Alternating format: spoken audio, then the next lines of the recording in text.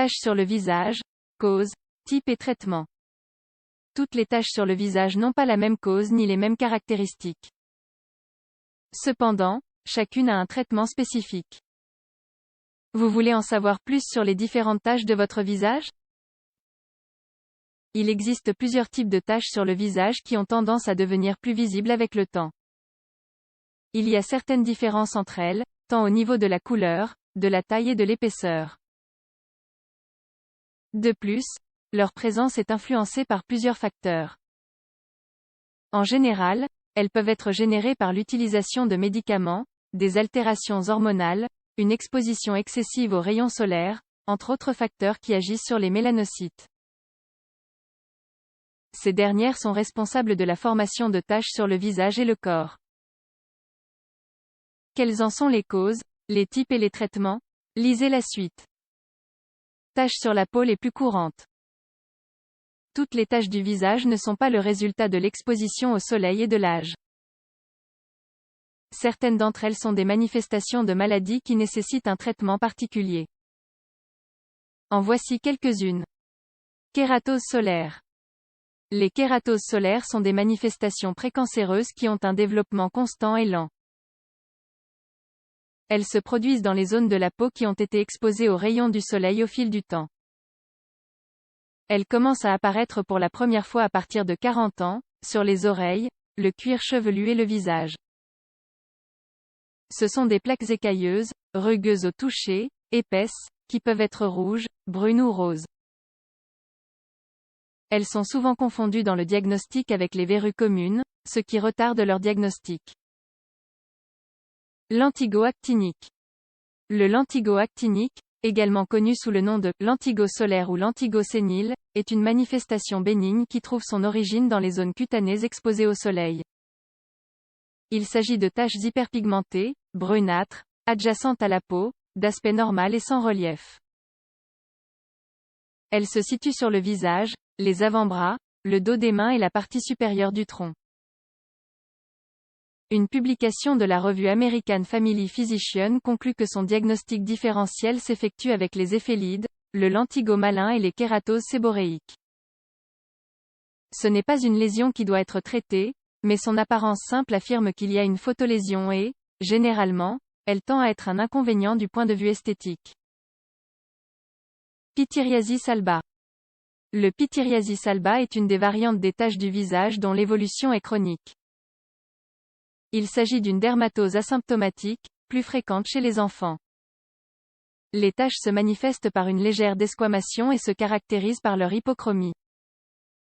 Sa localisation la plus fréquente est sur le visage, en particulier sur la bouche et les joues. Elle a tendance à se produire sur les zones exposées au soleil et sur la face externe des avant-bras.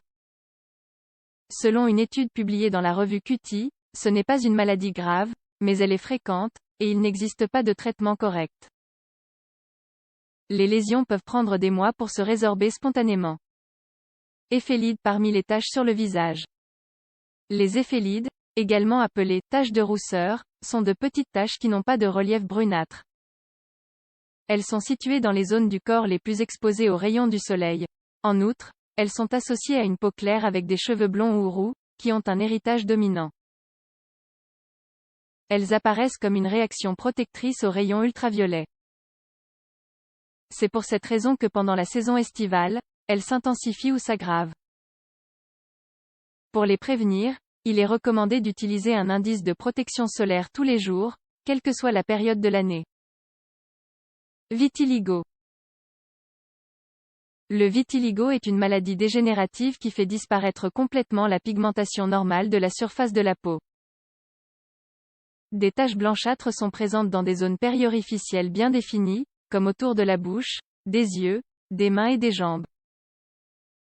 Aucun traitement causal n'étant encore disponible, les traitements actuels visent à arrêter la progression et à obtenir une repigmentation pour réparer les déficiences morphologiques et fonctionnelles des zones dépigmentées de la peau. Comme le précise un article de l'American Journal of Clinical Dermatology, les traitements les plus appropriés sont la thérapie par ultraviolet à bande étroite, UV, la combinaison de crème avec des corticostéroïdes plus thérapie UVA et la transplantation de cellules pigmentaires autologues selon diverses modalités. Mélasma parmi les taches sur le visage. Le mélasma est l'une des taches les plus fréquentes sur le visage, il se caractérise par l'apparition de taches hyperpigmentées. Les femmes à partir de 25 ans en souffrent davantage, dans les zones exposées au soleil, en particulier le visage. Le mélasma a tendance à se manifester encore plus avec la prise de pilules contraceptives, pendant la ménopause ou la période de grossesse.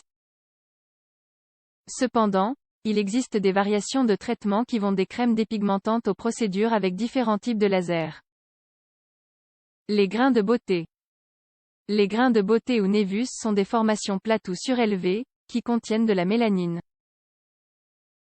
Leur pigmentation varie en fonction de la quantité de pigments qu'ils contiennent, du noir au brun. Ils apparaissent généralement avec le temps, bien qu'ils puissent également être d'origine congénitale. L'idéal est de faire un contrôle chaque année avec le spécialiste de la peau, car certaines taches peuvent évoluer vers d'autres types de pathologies. L'importance de la consultation médicale en présence de taches sur le visage. Quelle que soit la tache sur votre visage, l'idéal est de consulter votre dermatologue pour un diagnostic correct. Ce sera le spécialiste qui, après avoir déterminé la cause de la manifestation, décidera du traitement à mettre en œuvre. Quoi qu'il en soit, l'hydratation de la peau, l'utilisation quotidienne d'un facteur de protection solaire et d'autres soins peuvent aider à conserver une peau plus belle et plus saine.